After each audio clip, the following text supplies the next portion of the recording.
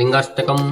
ब्रह्ममुरारिसुरार्चितलिङ्गं निर्मलभाषितशोभितलिङ्गं जन्मजदुःखविनाशकलिङ्गं तत्प्रणमामि सदा शिवलिङ्गं देवमुनिप्रवरार्चितलिङ्गं कामदहनकरुणाकरलिङ्गं रावणदर्पविनाशनलिङ्गं तत्प्रणमामि सदा शिवलिङ्गं सर्वसुगन्धसुलेपितलिङ्गं बुद्धिविवर्धनकारणलिङ्गं सिद्धसुरासुरवन्दितलिङ्गं तत्प्रणमामि सदा शिवलिङ्गं कनकमहामणिभूषितलिङ्गं फणिपतिवेष्टितशोभितलिङ्गं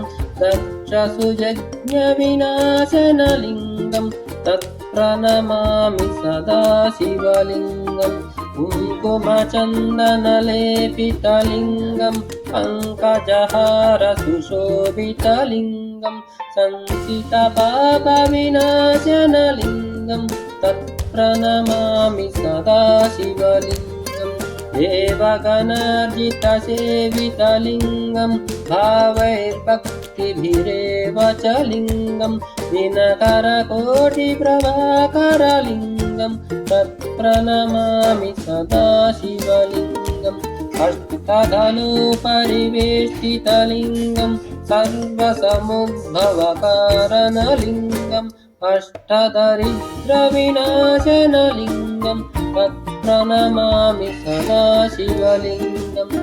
सुरगुरुसुरवरपूजितलिङ्गं सुरवनपुष्पसदार्चितलिङ्गं परमपदं परमात्मकलिङ्गं तत्प्रणमामि सदा शिवलिङ्गं लिङ्गाष्टकमिदं पुण्यं यः पठेत् शिवसन्निधौ शिवलोकमवाप्नोति शिवेन सह मोदते।